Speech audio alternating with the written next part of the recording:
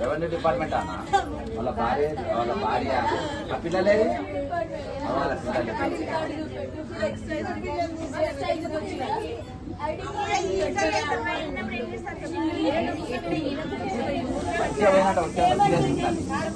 Insurance ఉందా అని అడిగిందంట.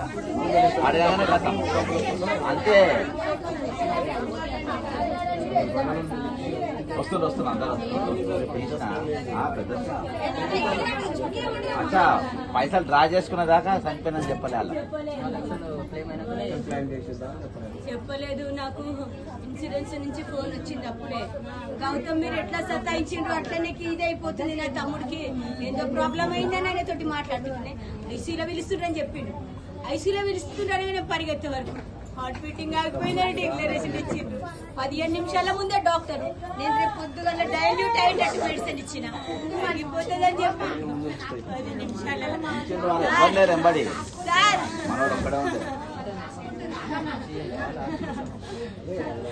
నా తమ్ముడిది మెడికల్ మర్డర్. అపోలో వాళ్ళు చేసిన మెడికల్ మర్డర్. ఇది మీడియా చెప్తారు, ఎవరికి చెప్తారు, ఏం చేస్తారో చెప్పుండ్రి. ఇది 100% మెడికల్ మర్డర్. అపోలో వాళ్ళు నా తమ్ముడి బాడీ తోటి రీసెర్చ్ చేస్తారు 2 hours. మా పాప చెప్తానండి, అమ్మ మా అమ్మకు స్టంట్ వేస్తే ఈ ప్లేస్ లో ఉండాలి, వాళ్ళందరూ ఇక్కడ కూర్చొని ఆ డాక్టర్ ఏదో ఎక్స్ప్లెయిన్ చేస్తుండమ్మా అని చెప్తే, అమ్మ మన టెన్షన్ లో మనకున్నాం, అవేందమ్మా వాళ్ళు ఏం చేస్తారో మనకు తెలియదు కదా అని ఆపిన. కానీ వాళ్ళు రీసెర్చ్ చేసుకున్నారు. నా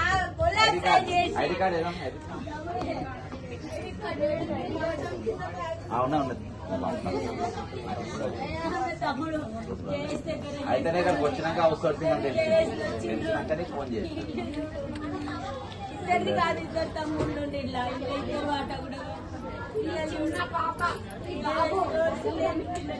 ఈ పాప ఏమంటుంది తెలుసా, మీడియా డిక్లరేషన్ లో రాసుకుంటే ఏ ఛానల్ అయినా చూపెట్టండి, మా డాడీని నెసెసరీగా చంపిన ఆ డాక్టర్ ని చూపెట్టండి, నేను డాక్టర్ అయినా చంపేస్తా అంటుందంటే ఈ పిల్ల మనసు ఏంది మీరు అర్థం చేసుకోండి. అసలు నేను డాక్టర్ ఆయన చూపి చంపేస్తా అంటుంది.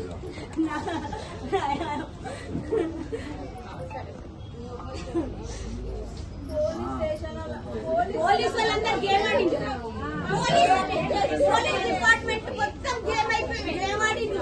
ఏం లేదు, మీకు న్యాయం చేస్తాం, మేనేజ్మెంట్ పిలిపిస్తాం, మాట్లాడతామని 6 hours అన్ననే రాష్ట్ర అధ్యక్షుడు వీళ్ళు గట్టిగా కొట్టాడతారు.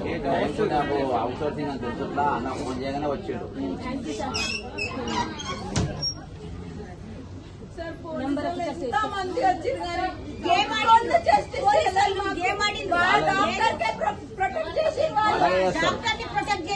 అయితే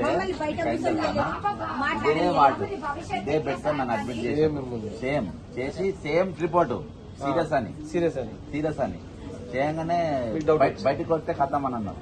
అయితే పైన మానిటర్ కూడా అదే పెడుతుంది. నేను ధైర్యం చేసి బయటకు తీసుకుపోతాము అని మా బాబు చెప్తే మా బాబు తీసుకొని టీఎక్స్ హాస్పిటల్ ఉంది కదా, అలా చెప్పేసి అన్ని నార్మల్ వచ్చినాయి. అసలు దరిదాపులో ఏది లేదు, ఒక్క బ్లాక్ లేదు, ఆ బ్లాక్ లేదు, అలా బ్లాక్ ఉన్నాయి. బయటకు పోతే ఎగిరిపోతారు. సేమ్ ఇటనే స్టంట్ లేదు, నేను తప్పించుకొని బయటకు వచ్చిన. ప్రాసెస్ అయినాక వెంటిలేటర్ మీద తీసుకుపోయేటప్పుడు కూడా మిషన్ మీద అన్ని నార్మల్ గా అనిపించినాయి. మా అమ్మ చూసి అన్ని నార్మల్ ఉన్నాయి, ఏం కాదు అని చెప్పిండు. అంత వాళ్ళ వాళ్ళు సెట్ చేసి పెట్టింది. అంత నార్మల్ ఉంటే బెలూన్ ఎందుకు పంప్ చేసుకుంటూ వస్తారు వాళ్ళు? వెంటిలేటర్ పెట్టి బెలూన్ పంపు చేసుకుంటూ వచ్చిండ్రు. ఇదేంటప్పుడు మా మరదలు అడిగింది, వెంటిలేటర్ పెట్టినాక బెలూన్ ఎందుకు పంపు చేస్తారని మా మరదలు అడిగింది.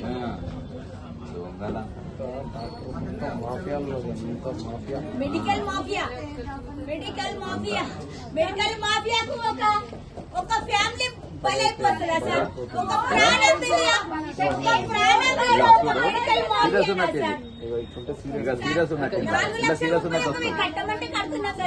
సేమ్ అదే బెడ్ సేమ్ అట్లనే చూపెట్టినారు. అదే అదే హాస్పిటల్ అదే ఆ రిపోర్ట్స్ ఏమి ఇవ్వలేదు. రాత్రి బాడీ మీద వచ్చినా నేను సార్ రాత్రి డెడ్ బాడీ పంపిస్తూ మొత్తం ప్యాక్ చేసి దాంట్లో డెత్ సర్టిఫికెట్ కవర్ లో పెట్టించిండు. రిపోర్ట్స్ లేవు, ఏమీ లేవు. అది ఏదో పేపర్ పెట్టి నేను అంబులెన్స్ ఎక్కి చూసినాక పేపర్ తీసుకుంటే దాని మీద డెత్ సర్టిఫికెట్ అని చెప్పి రాసి ఇచ్చిండు సార్. చేయలే గుడియలే కనీసం ఇదమ్మ మీద డెత్ సర్టిఫికెట్ అని డెడ్ బాడీని చుట్టేసి బాడీకి పెట్టించింది సార్. ఇది ఎక్కడన్నా ప్రొసీజరా సార్? ఇది ఎక్కడైనా ప్రొసీజరా? కావాలా మా హస్బెండ్ కి అమ్మాయికి పిల్లలకి జస్టిస్ తెలియదు. నా మరదలకి నా పిల్లలకి జస్టిస్ కావాలి. అనుకోకుండా అన్న కూడా వచ్చిండు.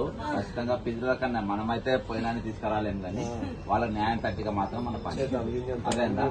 ఖచ్చితంగా యూనియన్ తీర్పు గట్టిగా కొట్టాడదాం. అలా ఎంత దూరం పోనా అంత దూరం పోయింది. అదేం కాదు అదేందా. మేము ఉంటాం బయట కూర్చొని. శ్రీచంద్ సార్ తోటి డిస్ట్రిక్ట్ లెవెల్ మెడికల్ బోర్డు కానీ కంప్లైంట్ నేను ఎట్లా పెట్టానో నేను చెప్తాను మీకు తర్వాత. ఇప్పుడు అందరూ అన్ని అయిపోయినాక మనం ఎట్లా చేయాలో చేద్దాం. పోలీస్ వాళ్ళ కంప్లైంట్ ఇచ్చినాం సార్. ఇస్తే వాళ్ళు ఏమన్నారంటే బాడీ నేను పోస్ట్ మార్టం పంపితేనే నేను ఎఫ్ఐఆర్ బుక్ చేయనికుంటది, లేకపోతే నేను తీసుకోమన్నారు. నేను నా తమ్ముని పోస్ట్ మార్టం ఎంత పంపుతా సార్ నవ్వుకుంటా